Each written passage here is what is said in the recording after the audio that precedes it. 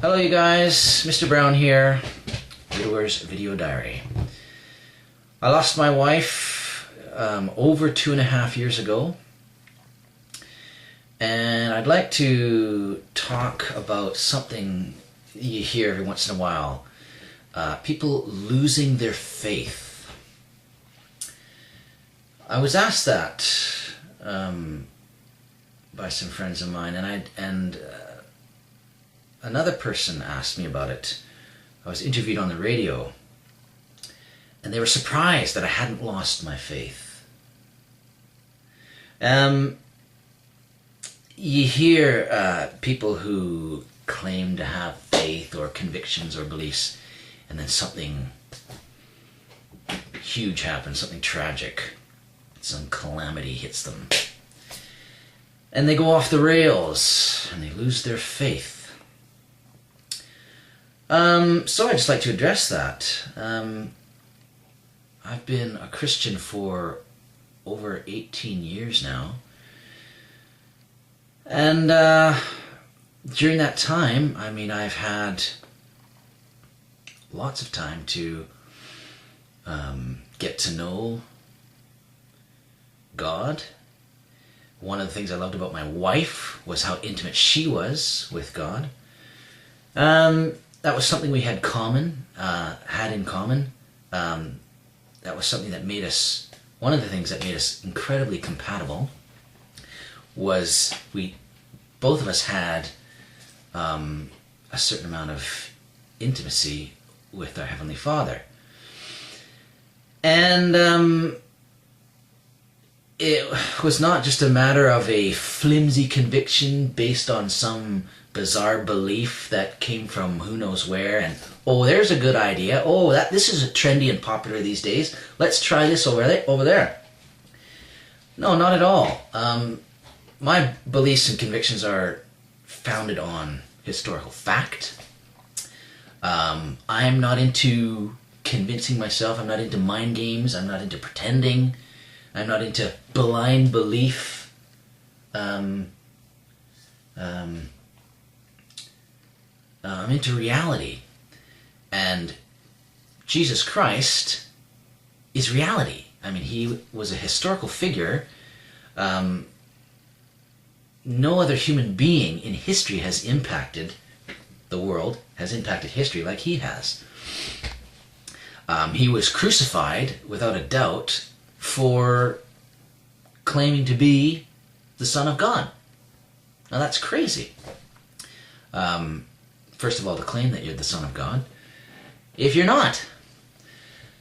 But when they judged him and wanted to condemn him to death, they had no legal grounds for it. He had not done anything wrong. But the people at the time were not impressed that he claimed to be equal to God, so they wanted to get rid of him. The religious leaders weren't too thrilled about that. He was crucified. They killed him. And he died. And he was buried in a tomb. And apparently he was raised back to life 3 days later. Now there's no grave for him to this day. In other words, you can't go to see his bones. There's no bones to show for his death. Whereas other religious figures in history, you can go to their graves and see where they lie now, I believe.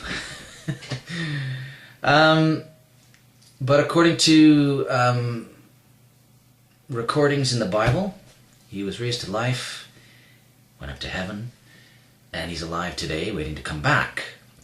Now, my hope and great comfort is in knowing that my wife, who loved God so much as her Heavenly Father, is with him now.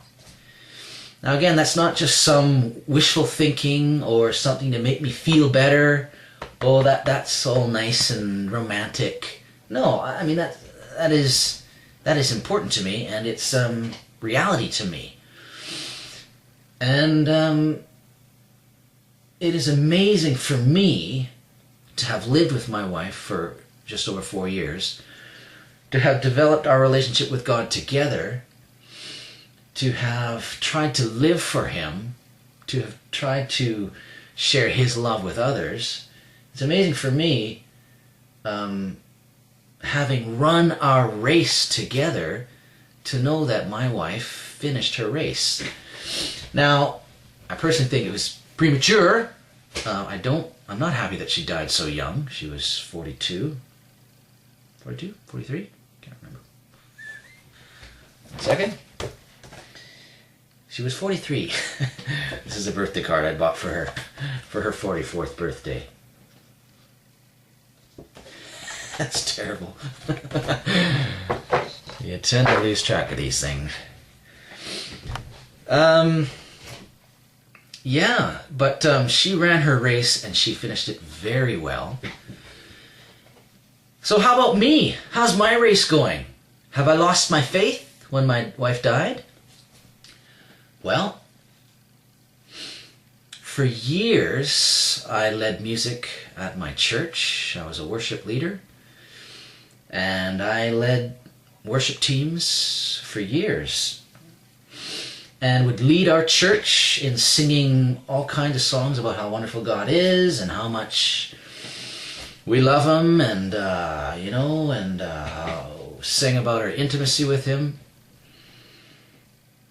When my wife died, in fact, my wife had a stroke on the Sunday morning that I was leading worship.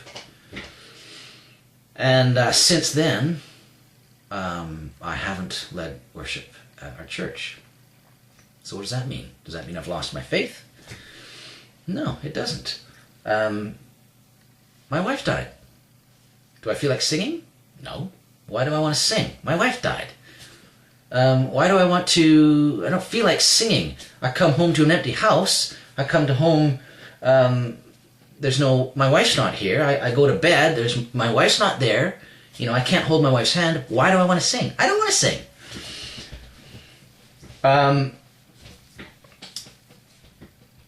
So I might be angry with God, confused, upset, but doesn't mean I've lost my faith.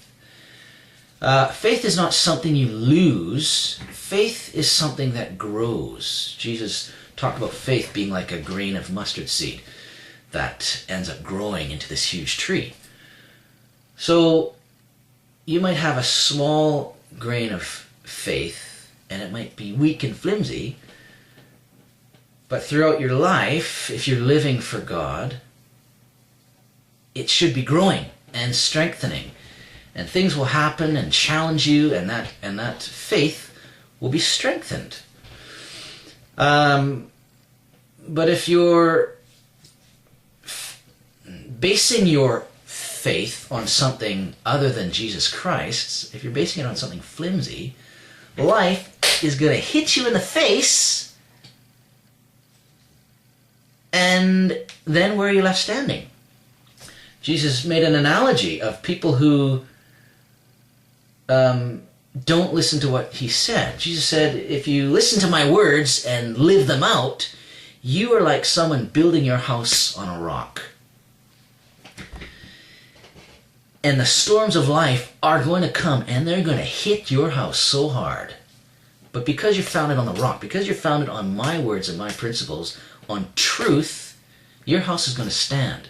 But there are so many people who are building their lives on flimsy beliefs, wishful thinking, trendy doctrines, religions. They're building their life, their house on the sand, and the storms of life are going to come, smack their house, and it's going to go kaput. It's going to crumble to the ground. And it's tragic. I think a lot of people use that excuse, oh, I've lost my faith, when really it's just that they're angry with God.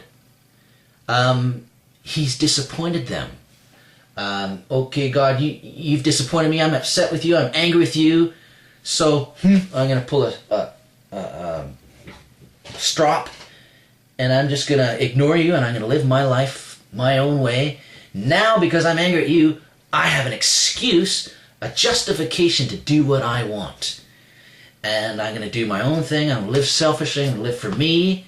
And I've got an excuse because you hurt me or you let me down or my life did not go the way I wanted to. So I've lost my faith. That's ridiculous.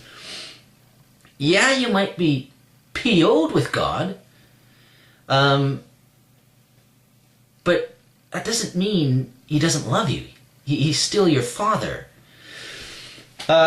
Here's another analogy. A son, a child, might be really upset with their dad. And what's he going to say? Okay, Dad, I'm angry with you, so I hate you, I disown you, I'm going to do my life my way, I'm going to do my own thing. That doesn't mean that father doesn't love his son anymore. That father will still love his son, if he's a good dad, and he will always be the boy's father. How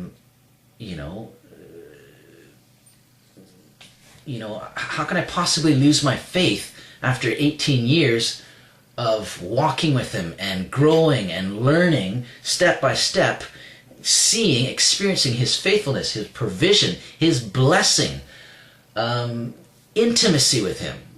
How can I lose my faith? It's absurd. I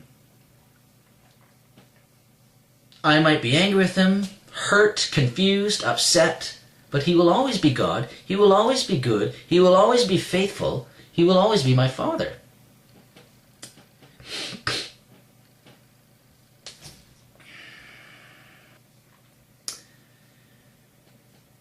And he's got my wife, and my wife's safe with him.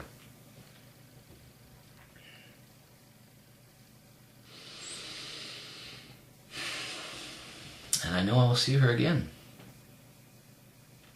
And I'm looking forward to that.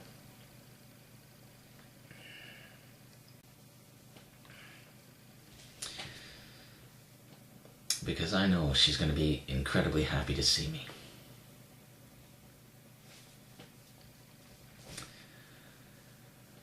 Bless you guys. Thanks for listening.